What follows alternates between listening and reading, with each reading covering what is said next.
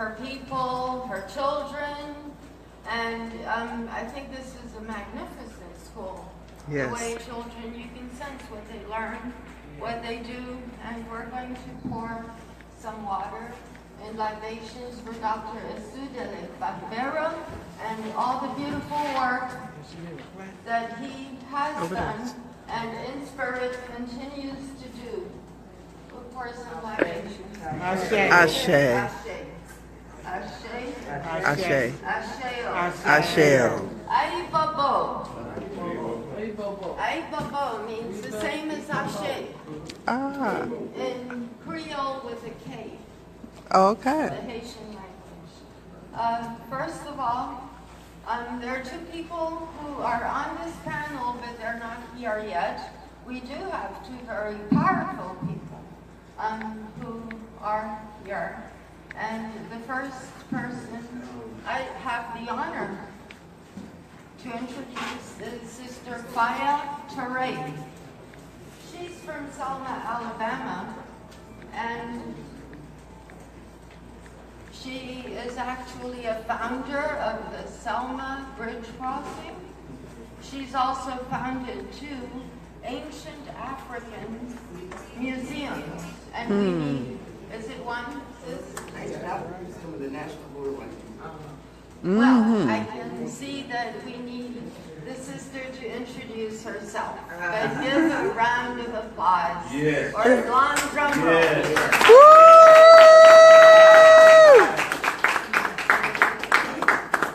Thank you. What's up, family? I feel a little weak here, but the body and the spirit is still strong. Yes. Yes. I want to first thank you for your presence and your commitment to this movement. Because of you, this movement is still alive, even though we're small in number.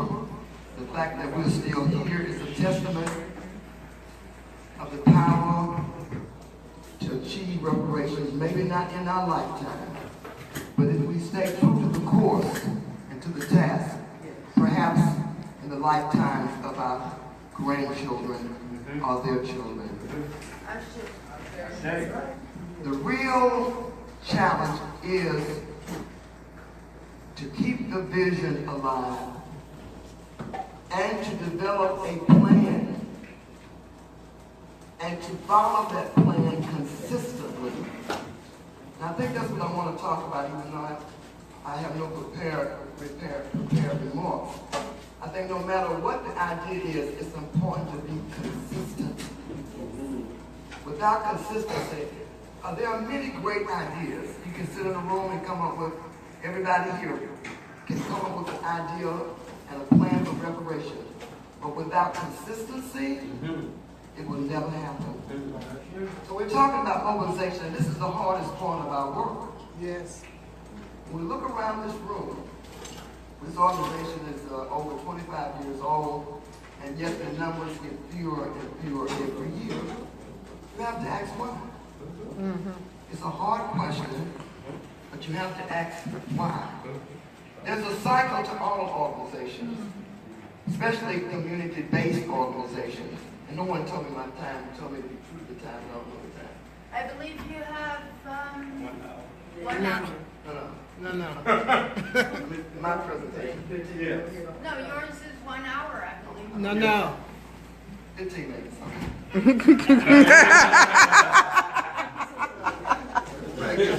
Somebody actually give me an hour to talk. Give you an hour and a clock. It sounds like you have a lot to say. Yeah, but You've I got think a it's lot of best to have more pages in your of a book. dialogue. Yeah. Right. And talk, and then we back. So it's an hour with the Q&A. Mike, take that. Would you mind opening this for me? So, Thank you. how do we develop a mindset to be consistent? The sister last night talked about mindset. She talked about the evil twins of the superiority complex and inferiority. These are lies that are so ingrained in our people Yeah. that in order to address those lies, it not only takes a plan and a vision, but it takes extraordinary consistency and persistency. Yeah. Consistency and persistency. And so my words are to us today. Even though we're talking about how to be mobilized, if we cannot develop a cadre of people, of organizers who are totally committed to being consistent and persistent, I'm wasting your time and you're wasting mine. The question is, who are they? First, am I one of them? Number two, can we recruit others? I say we can. Yes. I say we can. There's nothing I can add to the genius I heard this morning about reparations from the sisters England, our brothers here. I mean, y'all got the ideas, you know the problem. We know that. The question is, how do we take those ideas? How do we get our people to listen to those ideas? Because there's something extraordinary about our people, even though they've been horrifically miseducated. There's something about the truth when they hear it. It resounds in their DNA. But how do we get them to listen? Will they come to Dallas to a convention? Hell no. You don't even have people from Dallas here, from the community. You don't even have people from the grassroots community here in Dallas. So you know I can't get people from the black belt here. We have to go to the people. We do not have to develop a new strategy. The Black Panther Party did it.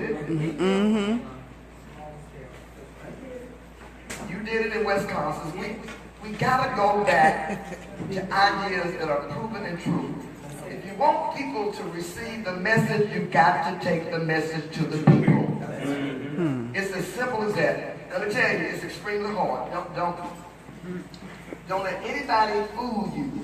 If you're an organizer, and if you've been in the streets, you know how hard it is to get people to stand still long enough to listen to the truth.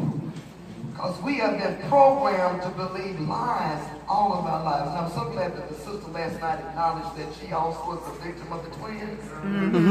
I am too. Me too. All of them. I remember when my son, who was going to this, on one of the few integrated schools in Selma, after the tracking movement, he just refused to go back to the school, so we went to a county school that was somewhat integrated. He's a very smart young man, but he was having trouble in math. And the teacher said, well, you know, I can get him some help. Well, I don't refuse help. So I said, surely. So I take my son to this after-school tutorial program, and to my surprise, both of the tutors were young black men. In my mind, I had seen this white face as the person that this white teacher was telling me that could help my child. And so we all are guilty of this.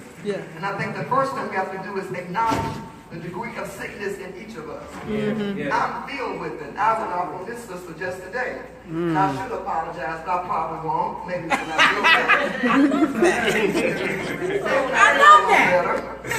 Right now I don't feel it. If it's not, it wouldn't be genuine. Okay. But I think when we acknowledge the anger, the sense of hopelessness and helplessness, and how oftentimes we will take it out on each other, and even our children. Yes.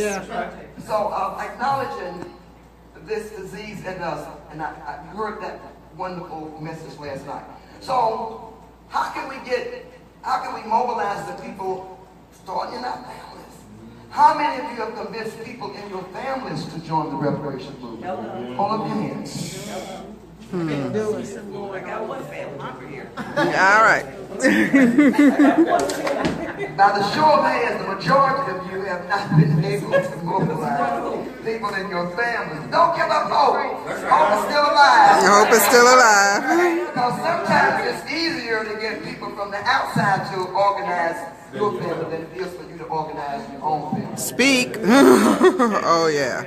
One simple solution I heard this morning was conversation. That y'all might, that just excited me because of its simplicity. I don't need a book.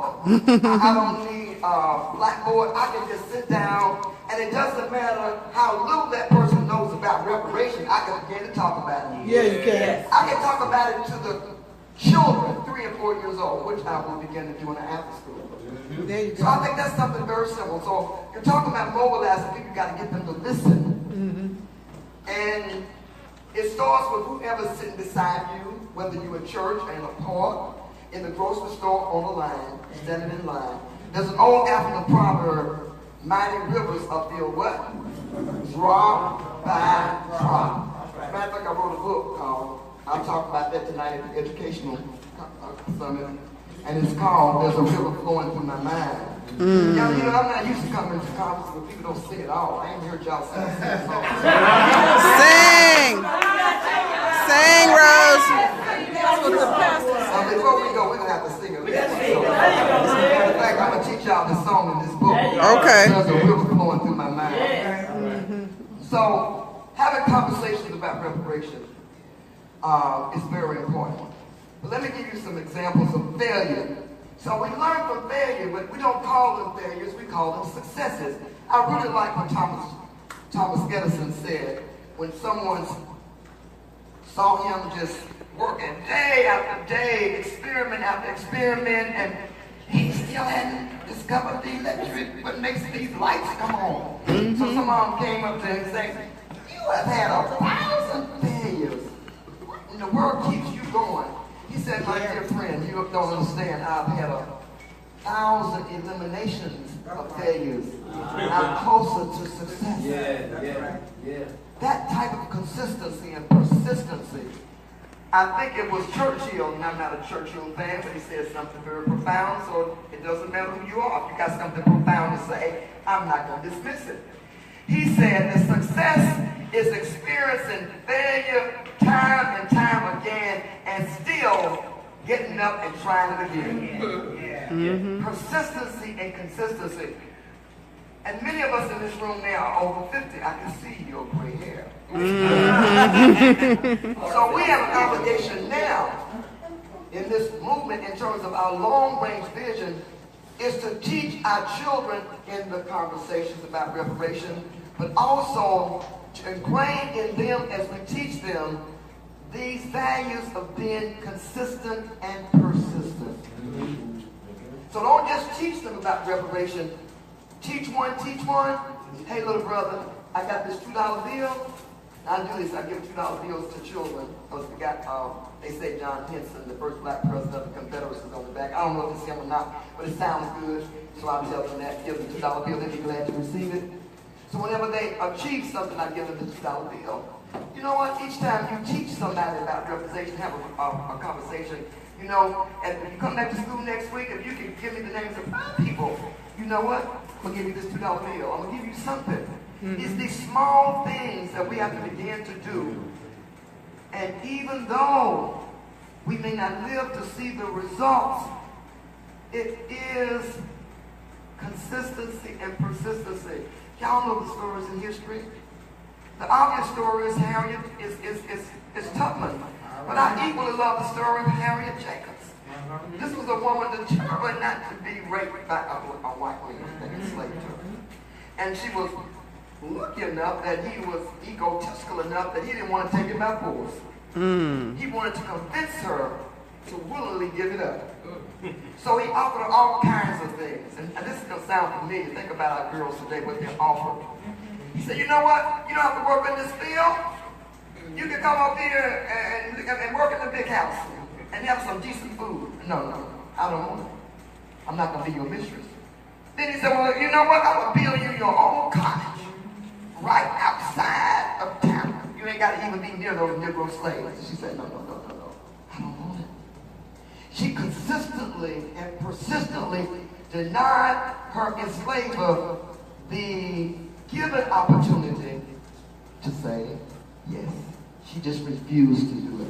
And then what really endeared me to the story of Harriet Jacobs is when she decided, I can't keep this man all of my life, so I'm going to choose me a white man. I know I'm going to have to end up with one. She chooses one of her choice, has 3 babies by him, and the enslaver, this good doctor, says, oh, now, God, I got these children. I now can force them to have sex with me because I'm going to hold these children. I'm going to threaten to sell them away into slavery. This sister said, oh no, I'm still small. You can't have small the box. But this sister does something I know I couldn't have done. I would have prayed that I had the will to do it. She hid away in the attic of an old house for 7 years. She watched her children play every day. She saw them grow up. She wanted her potential rapist to believe that she had ran away and left her children, and he believed it would save her body and her children's lives. Consistency and persistency. I would add resiliency. Because it's hard to be persistent and consistent without being what? Resilient. What kept Harriet going back and forth with a bounty on her head? What kept all of our ancestors, and there's so many nameless ones that we don't even know about. It was their consistency and their resiliency. So keep that, and I want to talk about, just briefly, and you can let me know when I got 5 minutes left, please. Yes, I will. Okay. I want to talk briefly about the Black Farmers case and how we use that to mobilize people. And I want to tell you the drawbacks. Back when we started the case in 1998, I would tell people in the reparations community, this is an excellent time to organize and educate Black people about reparations. It didn't happen. But there were a lot of people with false meetings claiming that they could get reparations for people. Did y'all know that? They were collecting $100, $150 people, people. And the thing about it, people, I complained, but it's legal. What they were doing was legal. Because Black people were so anxious to get money, they didn't read the dotted line. And many times, if you read the application, it looked like a legal document, okay, but the dotted line said this is a membership application. So our people were literally fooled. People collected literally millions of dollars off the ignorance of our people and their great need for money. See, instinctively, we know that the government owes us something. That's right. We don't know the history. They have sanitized the history of slavery, what they call the lost cause when the Confederates lost the Civil War, and they came up with presidents that really sold us out, like President Arthur. You know, I thought that Trump ain't no big thing. We've had so many Trumps. No, the only difference in Trump, he is vocal about his racism and his agenda to make America great again for the white supremacists. And that's been the agenda of nearly every president that we had. True. But President Arthur, who was the vice president, and after they literally assassinated President Garfield, he was a white supremacist, but he didn't believe in slavery. See, we get confused. You can be a white supremacist, a benign white supremacist, in the sense that I ain't gonna lynch nobody, but I will lynch your mind. Yeah. I will never lynch your body. I will never shoot or kill you, but I will spend the rest of my life lynching your mind. Yeah.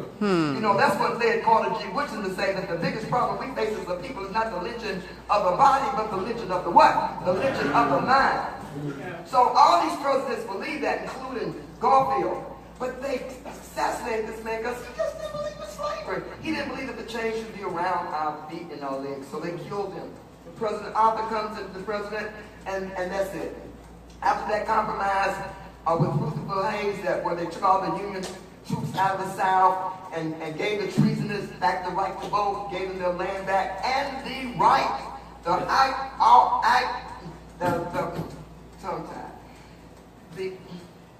the right to re-enslave us, which put an end to Reconstruction. They gave, the American government gave them the right, gave the Klan a license to kill. And that license has never been revoked. You understand that license has never been revoked. And that's why we had to kill the Trayvon and Michael and all these other people, because the license to kill has never been revoked. So we've had presidents like that have actually, thank you, killed and allowed their own people to be killed. But since we're not people of value, since we're not human, then it's all right to kill us. It's all right for us to kill us. Or it's terribly wrong to go to allow the Libyan president to, kill his own people. Oh no, but it's all right to kill black people in the South, black people in America. So this is the history. And even though our people don't know the details of the history, because history has been sanitized and rewritten, but they instinctively know they have a right to something. And that's why when the Black Farmers case came along, it was so easy to fool people and say, you know what, come to this meeting, I'll get you some reparations. Yeah. But in fact, we did get people millions of dollars in Black Farmers money. The highest amount that I got for a client was $14 million. All right.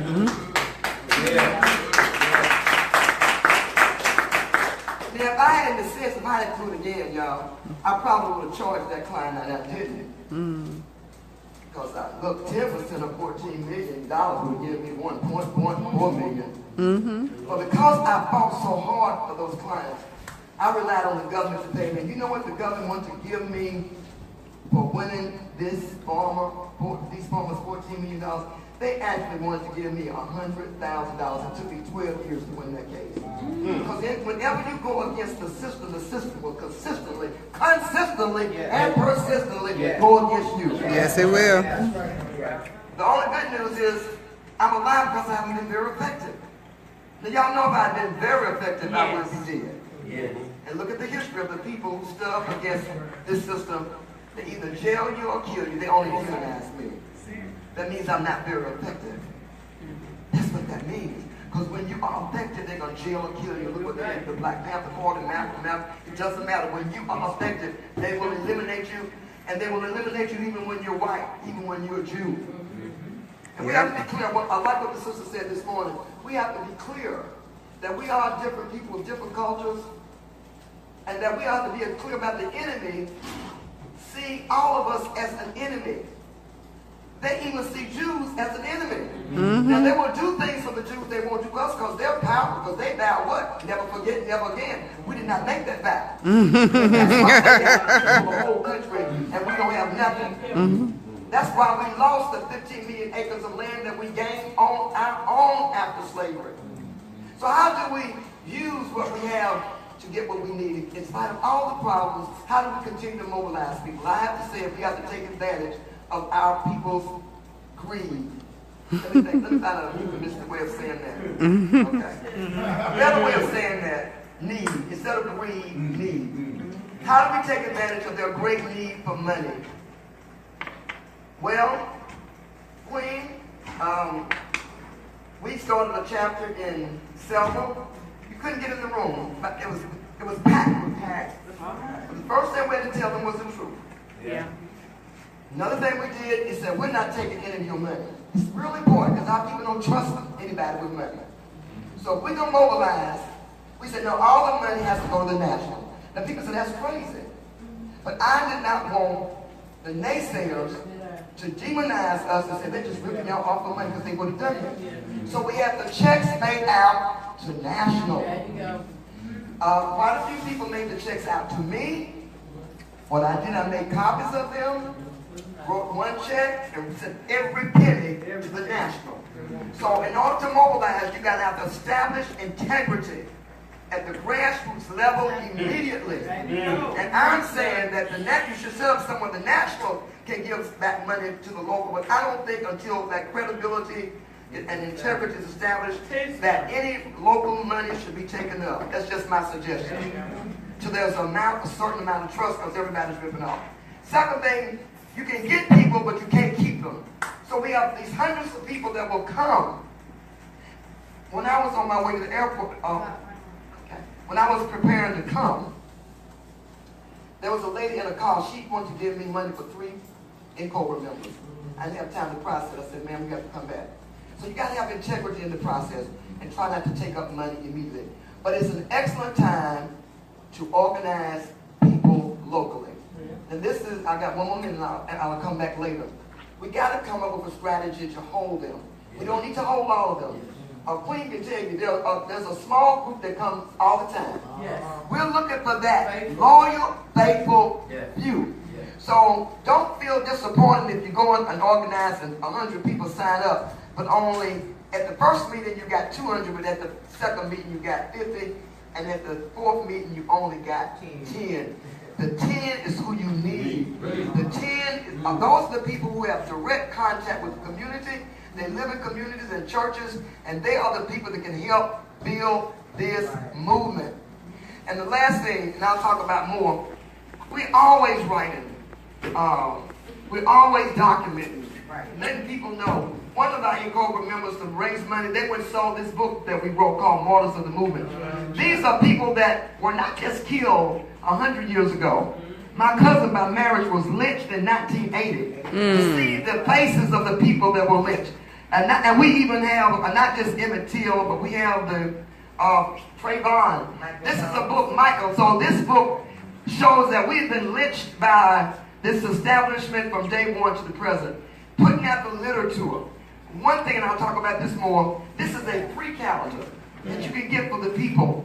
Every day, this is a free calendar given by EJI, the young man that works at NYU once a week. He's about to establish a museum, 6 acres, in downtown Montgomery for the over 4,000 documented people that have been lynched.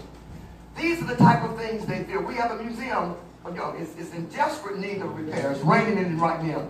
If without people like Yomi would have closed because we have no money for it. See, black people will not invest money into things that will free their minds because they have been programmed against it. They will put money in church, but they will not put money in museums and places that will speak the truth. But the museums are also tools. So what we do, where do you think we have our reparations meetings? We have them in the museum. That's where the people have to come to our reparations movement. And it was your idea, Queen. Thank you. Why not bring them to the reparations room? My time is up. I'll talk a little more later about how we can mobilize, but it has to be very practical things, and they have to be realistic goals. We have to have a 5-year goal, a 10-year goal, and we have to use every institution. One last thing. We can't leave out the civil rights community. No. I'm one of the few people. I go to everything. I go to the Black Nationalists. I go to the Nonviolence Center. I go to the civil rights. I go to the cultural people. I go to Tony Brown. Whatever. We have to be everywhere preaching the message of reparation. Conversation. Reparation. Reparation. Conversation.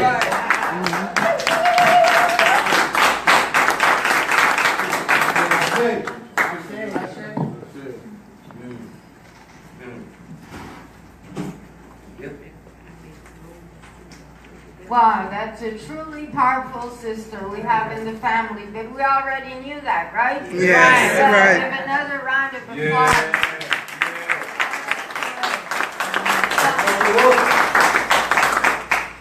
And I imagine there are so many questions that I myself would like to ask, but we will leave the questions, the Q&A, for the end. Next person to introduce. That's some powerful work, though, you're doing in Alabama. That's right. And we can all do that with the right spirit. As a matter of fact, there's one thing that I haven't heard mentioned, and for me it's the most important part of the movement, any movement, for any revolutionary or non-revolutionary, is to internalize the work you're doing. Because a lot of people can recite the history doing cartwheels, but they haven't internalized anything. The other day there was a sister from the South who called us a lynch mob. Now, how much of your history have you actually internalized to call your own people a lynch mob? How much of it do you really know? Do you feel goosebumps when you see a lynching? Have you internalized it? Is it inside of you? And I think that once you internalize, for me, it was the story of one woman's life in the South where she was raped and had children, and her children were sold, and we all know how slavery was, how horrendous. But at the end, the massa died. She was too old to work. I'm going to start crying, but she was left alone. And when you internalize things like that, you don't have to, go through so much to get go out in the community, like you say, or do what this powerful brother did. So the next person I'd like to introduce is Brother Ed Whitfield. Yes. Yeah. Coming to the stage. Yes. It's a matter of internalizing the history, not just learning it. That's true. My notes are all over the place. But Brother Ed Whitfield, he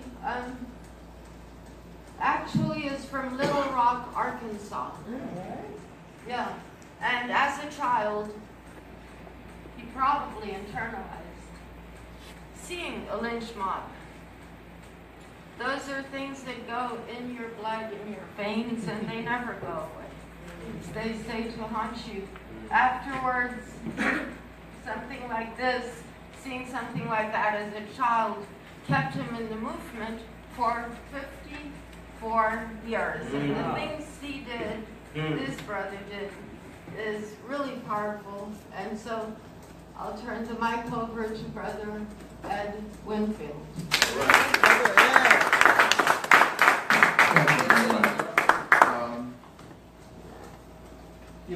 Reparations is, for all of the different things that it is, in part it's about economics. And if someone were to ask us, is economics the only thing you want to talk about?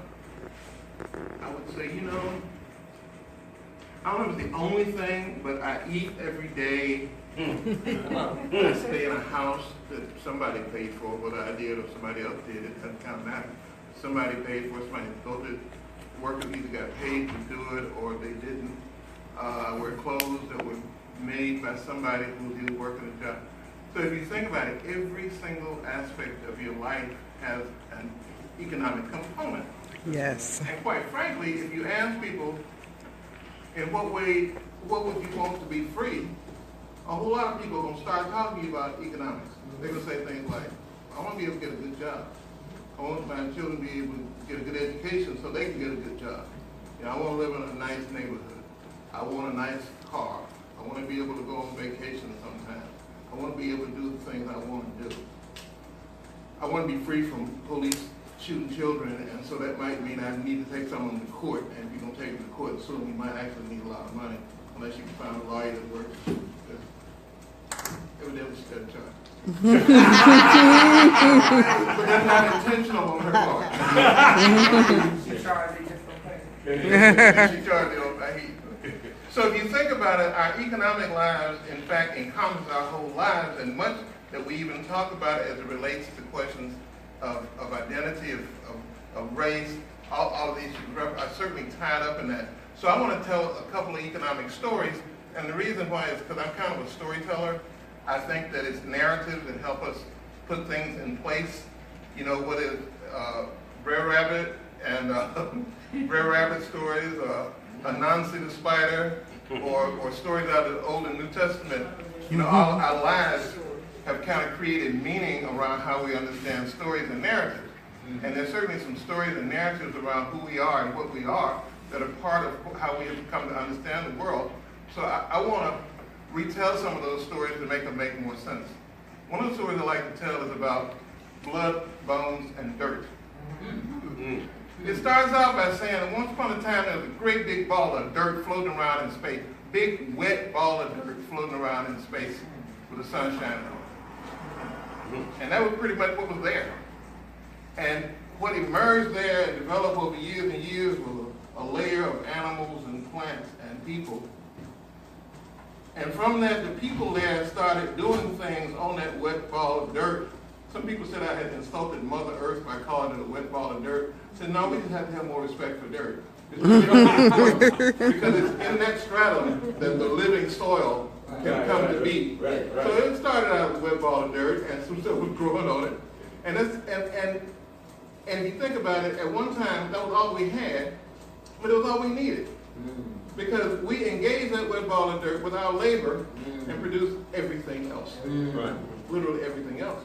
Now, what happens after a period of time is that as we living beings engage our blood with this earth, our living capacity to engage in labor, that's what I'm calling the blood here, the life force. It engages the earth, we end up creating remnants of that. So we don't live forever, but a lot of the stuff we do remains after us. And this, our dead labor, the labor that we have already expended, but it's dead now. The people who built the Empire State Building are no longer with us. You know? So all around the world we see a lot of dead labor, and I like to call it bones. Just to think of it. So that's all the world is composed of, is the earth, living labor, and bones, remnants of living labor, which are now dead labor. That's all that there is. That's all that there has ever been here for us. That was all we needed. And it once belonged to us all, but now it doesn't.